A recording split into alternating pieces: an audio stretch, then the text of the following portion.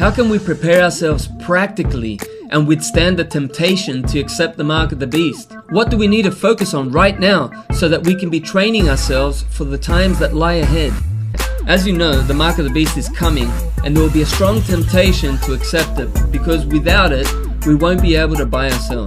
This has huge implications for us, and we need to face up to those implications and start making significant changes right now. So here I'm going to share with you 5 key practical preparations that we can make right now to strengthen us for the difficult times ahead.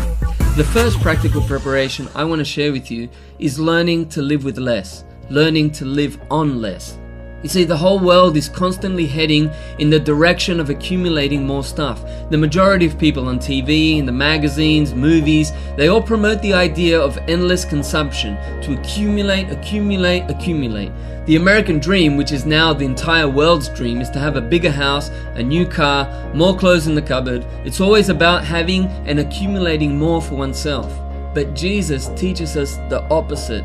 He says, don't store up treasures here on earth, store them up in heaven. So we want to go in the opposite direction to where the world is heading, and we want to learn to live with less. One of the benefits of living with less is that we realize just how much we already have. All of a sudden, we see that we have a lot more than what we need, and whatever we have extra can be used to help others that will benefit from it. And that's another thing that won't be available to us when the Great Tribulation starts, helping the poor. There isn't going to be the same opportunity to help with people's material needs without taking some serious risks. And the reality is, if you're not using your material wealth right now to help other people in need, then you're probably not going to do it during a time of great persecution. Another important practical preparation we need right now is learn to suffer inconveniences. You see, the mark of the beast is very convenient. Everything is quick, instant, without any pain. And we need to learn to suffer inconveniences if we're going to resist the temptation to accept the mark of the beast. Not participating in the system is going to cost us little by little every step of the way. Even before the mark comes in, we're going to have to suffer inconvenience. And this relates to the next point I want to share, which is learning to go at a different pace.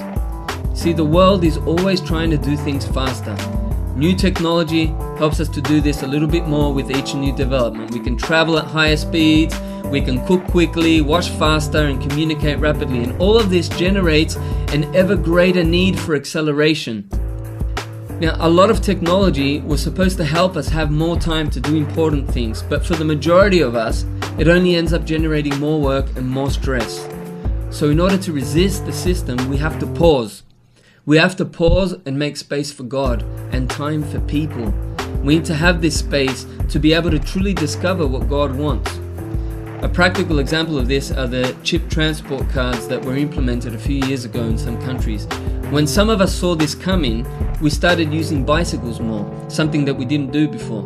But we learned to live at a different rhythm. We learned to go at a different pace and to get used to the reality of being outside the system. Now, another important preparation we need is to make connections with other sincere Christians. You know, we're living in the end times, and the writer of the Hebrews tells us in Hebrews 10:25 that we should not stop getting together with other believers, especially when we see that final day approaching. This is the time that we really need to be encouraging and strengthening one another. This is the time we need to be reaching out and finding other sincere Christians. There's so much hypocrisy in the world that we can really feel alone sometimes. And it's easy to feel like no one out there is doing the right thing. But we have to seek, we have to make an effort and connect with sincere Christians. And the best way to do that is to be sincere Christians ourselves. The more sincere we are, the more we're going to attract other sincere people, and the more we're going to repel the hypocrites that don't really want to live the gospel. So we really need to make an effort to find other sincere people. And when we see sincerity in someone, when we see that they really have a heart for serving God, we don't have to focus too much on whether they agree with everything we believe, because the truth is that they can be mistaken and we can be mistaken on a lot of issues. But if there's sincerity, if there's humility and love, then we can truly connect.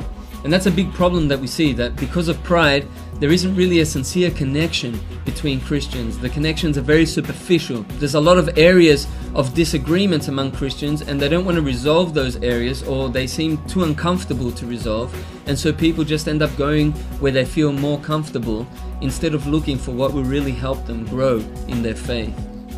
Another practical thing we can do is to start spreading Jesus' message. We want to commit ourselves to living what Jesus said, to go into all the world and preach the gospel to every creature, to make disciples of all nations. And when we do that, we're going to be able to connect with other people. We're going to be able to find the lost sheep, and we're going to start to form communities with those people and strengthen each other for the end times.